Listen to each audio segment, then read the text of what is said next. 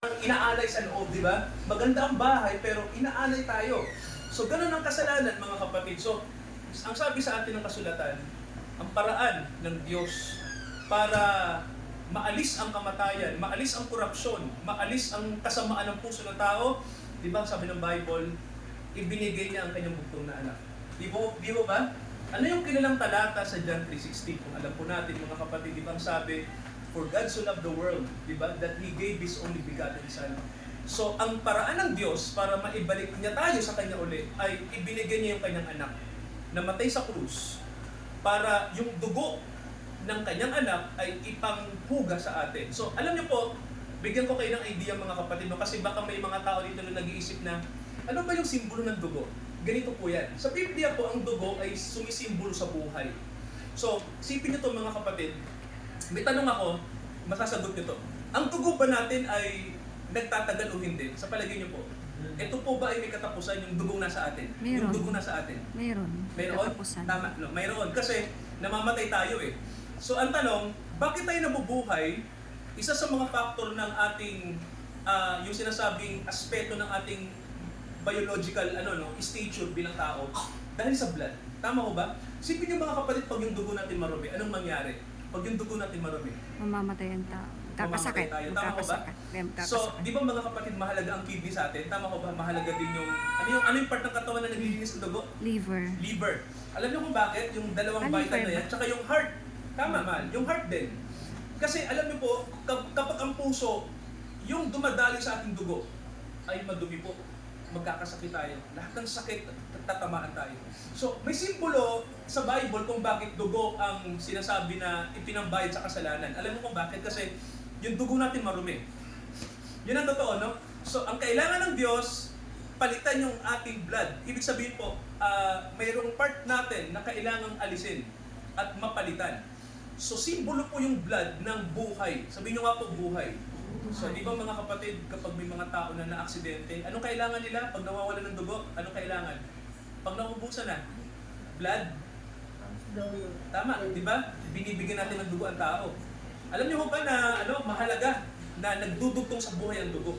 So sa ating mga kapatid, sa araw na to, binibigyan ko kayo ng idea na mahalaga na ang mga tao po ay malinis sa kasalanan, mahugasan ng dugo ng Panginoong Kristo, at pinakamahalaga po na magpalinis tayo sa Diyos. Kasi po, sabi nga ng kasulatan sa atin, malinaw na kung tayo ay hindi sasampalataya, at hindi tayo magsisisi sa ibinigay ng Diyos na tagapagligtas, na kanyang ibinigay ang kanyang dugo sa atin para tayo ay maging sakdal, para mga kapatid, hindi tayo mag-alala ano man ang mangyari kapag nasa atin si Jesus Christ. Alam natin na gusto ng Diyos na maibalik tayo sa dati, na kung saan po may harmony, no? Sabi nga naghahari ang buhay ng walang hanggan. Walang namamatay, nasa harmony ang mundo. So mga kapatid, araw na to, ihandog natin sa Diyos itong dalawang batang ito dahil willing po yung mga kapatid natin dito sa tahanan ito. Mga magulang. Na ialay sila sa Diyos. Mga magulang. So, mga magulang partikular, no? So, salamat sa Diyos at willing din yung kapatid natin from Japan, no, na makiayon din sa kanyang may bahay na ihandog sa Diyos. So, for us mga kapatid, hindi lang protection sa bata yung pag-aalay sa Diyos ng mga batang ito. Hindi lang protection sa kanila. Kundi gabay ng Diyos sa mga batang ito na lumaki sila na may pagkaalam, no, sa esensya po ng pananampalataya. So mga kapatid, tumayo tayong lahat. Tulog na. Tulala.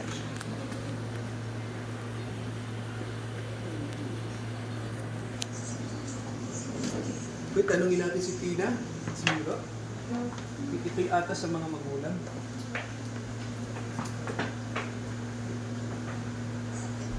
So, pwede mo i-translate Tina kung gusto mo. Okay? Ang mga bata ay handog at kayamanan galing sa Diyos. Sila'y pag-aari ng Diyos.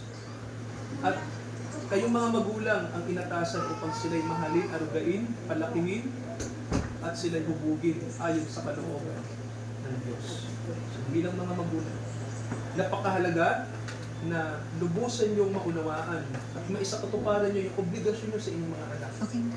So, Nina, kayo ba ay nangangako sa harap ng Diyos, sa harap ng kapulungan ito yung mga witnesses, gagawin nyo ba sa tulong ng may kapal ang lahat ng inyong makakaya upang palakihin ang mga batang ito ayon sa kabutihan, ayon sa mga bagay na galing sa Diyos upang sila ay maging valuable?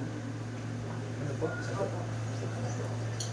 Pinanangako ba kayo na magsisikap upang makapagtatag kayo ng isang tahanan na mabuting tahanan na may pag-ibig, kapayapaan, at kasaganaan? Kayo po ba ay nangangako na magpapakita ng magandang halimbawa? So bilang mga magulang, kailangan kayo yung example, no, sa inyong mga anak, sa isip, sa salita, sa loob. Okay po. So sa pagkakataon po ba na kapag dumating na yung, halimbawa po na dumating yung time na mag-decide sila sa kanilang mga sarili. Halimbawa, gusto nila maglingkod sa Diyos, pipigilan nyo po ba o hindi po? Nangangako po ba kayo na hindi nyo pipigilan? Pag gusto nila. Okay po. So mga kapatid, ito yung, sino po yung mga ninong at ninang? Okay po. So Yung mga mga dala kapatid, ng tinatawagan natin sa likod po kayo. So, salamat sa pagsisindi ng candle at naalala ko yung simbolo po ng kandila, liwanag. No? Alam niyo po may nakalagay sa Biblia, mga Sila yun. kapatid, na sabi ng kasulatan nakalagay, na kay Kristo ang buhay at ang buhay ay siyang ilaw ng mga tao. So, alam niyo po mga kapatid, no? Ang ilaw po ay simbolo ng presensya ng Diyos. Ibig sabihin po, kung kasama natin ang Diyos, may liwanag na nasa atin. Gabay ang Diyos. Lalong-lalo na po yung kanyang salita. karunungan. Mga kapatid, ito yung totoo niyan. Subukan niyo po na walang liwanag, walang araw. Sa palagay niyo, magkakakita ano ba tayo? Di ba? Karunungan. So, dahil sa liwanag, mga kapatid, ang mundo ay maganda. Nakikita natin ang kulay ng puno, nakikita natin ang kalikasan, at ang kagandahan at ang kagwapuhan niyo, mga kapatid. Pero kung walang liwanag, Siya gwapo daw. kapag walang liwanag po, madilim lahat. Ibig sabihin po, kung wala ang Diyos, madilim ang mundo natin. Kaya ang liwanag po, gusto natin ipaalam na kailangan ng liwanag ng mga batang ito. So, ito po yung atas sa mga ninong at ninang. Ilan po kayong ninong at ninang, mga kapatid? Taas pong kamay. Ilan po kayo? Okay po? Kamadaan mo rin. Tita, hawakan niyo na lang. Wag na po. Okay, sa mga ninong at ninang, mga pangalawang magulang sa dalawang batang ito, nangangako ba kayo na susuporta sa mag-asawang ito na palakihin din ang inyong mga inaanak ayon sa kalooban ng Diyos para sa kanila? Nangangako po ba kayo na sila ipapanalangin at maglalaan na maituro sa kanila ang kagandahang ugali at higit ang pananampalatayang Kristiyano? Kung may pagkakataon po. Okay. Nangangako po ba kayo ipapanalangin sila at maglalaan ng panahon sa kanila? So nangangako ba kayo na magiging mabuting halimbawa sa kanila? Nangangako po ba ang mga ninong at ninang? Okay. So, mga kapatid, ito po ay para po sa lahat. No? Ito po ay para naman sa lahat. Sa mga kapatid po natin nandito. Sa bawat isa na nandito ngayon, kayo po ba ay nangangako na tutulong sa mag-asawang ito upang sila ay ipanalangin ayon sa kalooban ng Diyos para sa kanila? Nangangako po ba kayong ipapanalangin sila upang magkaroon sila ng relasyon sa Panginoong Jesucristo? So, mga kapatid, okay. Water. Ano pa ba?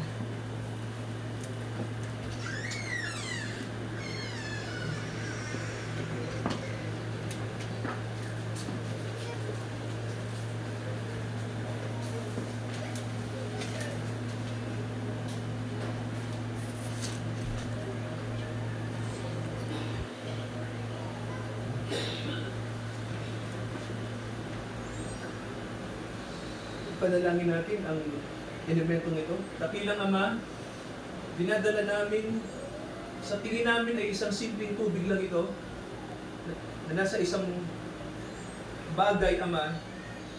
Subalit, ang aming panalangin, gamitin niyo po ang tubig na ito. Amen, Lord. Pakabanalin niyo po Cleansing, Lord God. sa pamamagitan po ng panalangin ito sapagkat Dedicate. Ihahandog namin ang mga batang ito sa inyo. Pakasakdalin niyo po kami, dakilang Ama. Yes, Lord. Sumaamin kayo sa mga sandali na ito. Ama naming Diyos na nasa langit, kayo po ang Diyos na nagtatatag ng pamilya ayon sa inyong dakilang plano. Amen. Kami dumudulog sa inyong harapan ngayon tulad ng pagdulog ni Maria at Jose ng kanilang ihandog ang Panginoong Jesucristo ayon sa iyong kalooban. Hinihiling po namin, pagpalain niyo po ang mga batang ito, pagpalain niyo ang kanyang pamilya, bigyan niyo po sila ng sapat na karunungan at unawa upang mabigyan nila ng magandang buhay ang kanilang mga anak. Amen. Higit sa lahat, dakilang Ama, hiniling po namin na hayaan niyo pong lumaki ang mga batang ito na may banal na takot at pag-ibig sa inyo.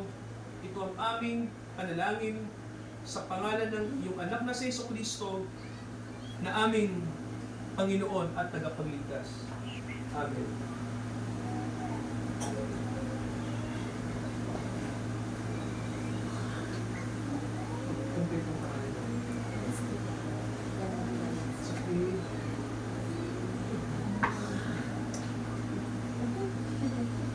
Manalangin tayo.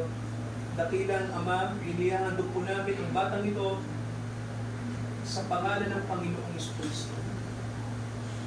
Siya po'y bigyan nyo ng tipanan, dakilang Ama, Amen, Lord. at ang batang ito Lord, ay tawagan lumaki mo may siya. pagkakilala sa Yes, inyo. Jesus, tawagan mo siya. Inihahandog namin siya sa inyo, dakilang Ama, Amen, sa Lord. pangalan ng Hallelujah. Panginoong Jesucristo. Amen. Hallelujah.